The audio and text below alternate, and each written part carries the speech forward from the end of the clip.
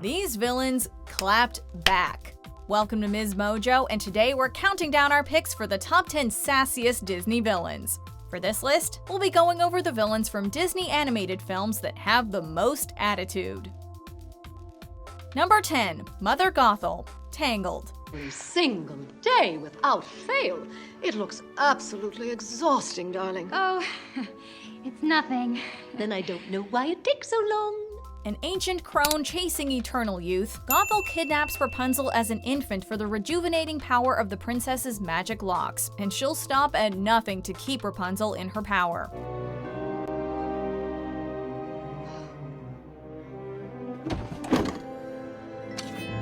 Gothel perpetrates her misdeeds with plenty of flair though. She's quick to flaunt her unnaturally youthful figure, as well as to put down those around her. Usually Rapunzel. As spiteful as she is, Gothel can still be entertaining, in a darkly humorous way. She may not exactly know best, but Gothel remains a wonderfully feisty villainess. Want to leave the nest? Soon, but not yet. But shh, trust me, pet. Mother knows best. Number 9. Maleficent, Sleeping Beauty. Before the sun sets on her 16th birthday, she shall prick her finger on the spindle of a spinning wheel and die. The self-described mistress of all evil also has a strong claim to being the mistress of all sass, or at least in the top 10. Maleficent is iconic for a lot of reasons, and while one of those is her excellent design, her attitude is another. What a pity Prince Philip can't be here to enjoy the celebration. It's on display at Aurora's christening when she calls the three good fairies rabble, and theatrically feigns surprise that she wasn't invited. I really felt quite distressed at not receiving an invitation. You weren't wanted. Not what? Oh dear, what an awkward situation. Later, her minions receive the brunt of it, as she laughs at how incompetent they are, then hurls lightning at them. Plus, while sass isn't exactly a word one associates with dragons, we'd hate to tell Maleficent that once she's transformed into one. Now shall you deal with me, O prince, and all the powers of hell! Number 8. Governor Ratcliffe, Pocahontas. And don't think I don't know what those backstabbers at court say about me. Oh, yes, all that talk about being a pathetic social climber who's failed at everything he's I'm tried. very well aware that this is my last chance for glory. Pompous and greedy, Governor Ratcliffe has a serious superiority problem. Heck, even his dog Percy's entitled. Ratcliffe arrives in Virginia obsessed with finding gold and improving his station. Mine for the taking. It's mine, boys. Mine in that gold with those nuggets. Nuggets. Glory they'll give me. My dear friend King Jimmy will probably build me a shrine. Although aware of his own unpopularity at court, he still sees himself as being much better than his men, whom he talks down to throughout the film. He and his manservant Wiggins make for an amusing double act, with both throwing shade at each other. His delusions of grandeur are often entertaining, but also incredibly sinister given his racism and ignorance, ultimately leading to his downfall. It's perfect, Wiggins. I couldn't have planned this better myself. The gold is as good as mine. Number 7. Buddy Pine, also known as Syndrome, The Incredibles. Incredible? Hey, aren't you curious about how I get around so fast? See, I have these rocket boots. Go They're home, made- buddy. What? Now. Can we talk? Once a young boy who hoped to be Mr. Incredible's sidekick, the inventive Buddy Pine grew up to become a bitter and murderous supervillain. Despite his villainy, Buddy, now going by Syndrome, is an enthusiastic and sarcastic character who relishes every chance he gets to mock his former mentor or just show off, whether he's monologuing, play acting, or just geeking out about Mr. Incredible's skills. You sly dog! You got me monologuing! I can't believe it. Syndrome is among Disney and Pixar's funniest villains, and a large part of that is the gleeful and irreverent sass he throws at the heroes. You married Elastigirl?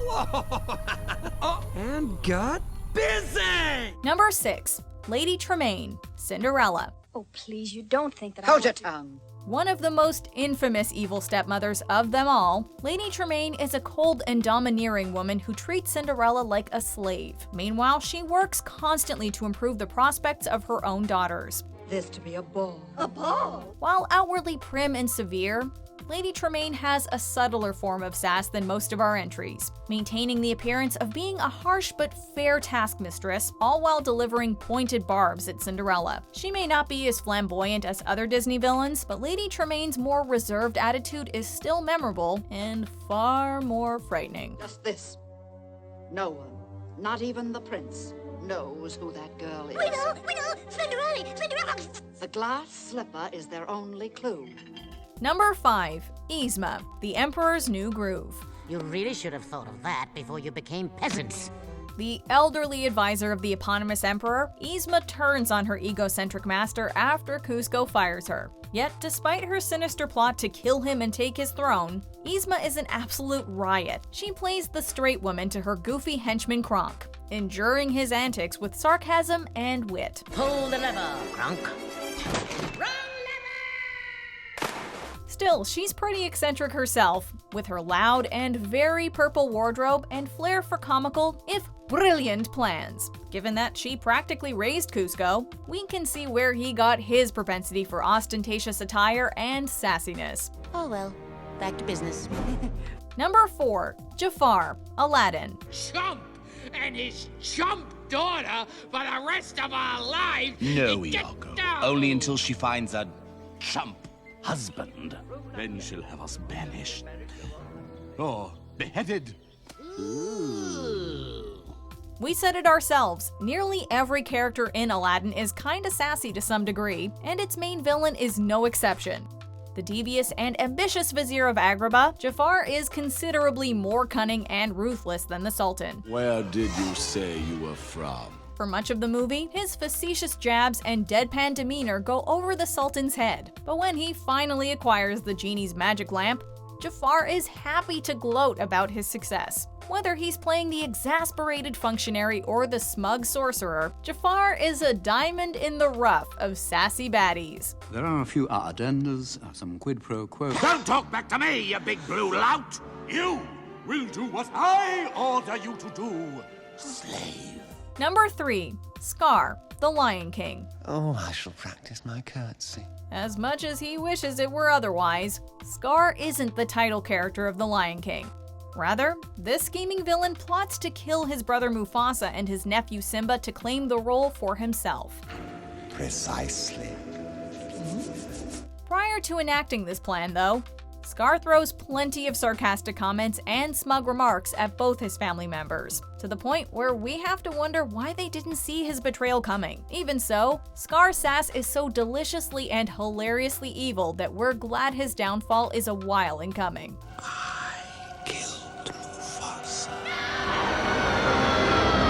Number 2. Ursula, the Little Mermaid. A saucy sea witch, Ursula is another villain who aims for power. She manipulates Princess Ariel into giving up her voice to become human, then works to sabotage her, all to give her leverage over the king. Ursula wears her villainy on her sleeve, though she feigns compassion for Ariel and the poor unfortunate souls she helps. It's what I live for, to help unfortunate merfolk like yourself. Poor souls with no one else to turn to. The octopus woman is also not shy about flaunting her curves. She certainly knows the importance of body language. And don't underestimate the importance of body language. With her wicked sense of humor and a design that positively oozes sass, Ursula is one of the sassiest foes Disney has to offer. Sometimes I try to picture what would happen if any of these villains had to have a savage off. Anyone would probably be an unfortunate soul against Ursula, but our number 1 talks so fast, nobody would know what put-downs hit him until it was too late. Here are a few honorable mentions before we find out who it is. Ah, Hangman's tree. So that's the entrance to his hiding place. Thank you, my dear. You've been most helpful. Oh, I could never hate you. If you must go, then I'm sending you off with a toast. To our friendship.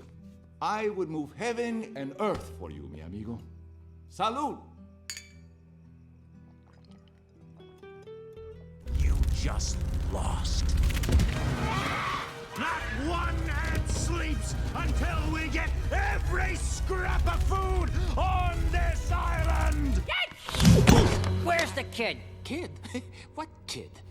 It's here in the factory, isn't it? You're not pinning this on me. It never would have gotten out if you hadn't been cheating last night. Cheating? Really, enough of this nonsense. I'll pay you twice what they're worth.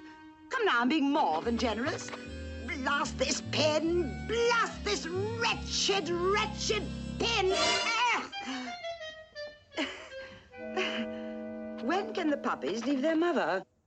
2 weeks? 3 weeks?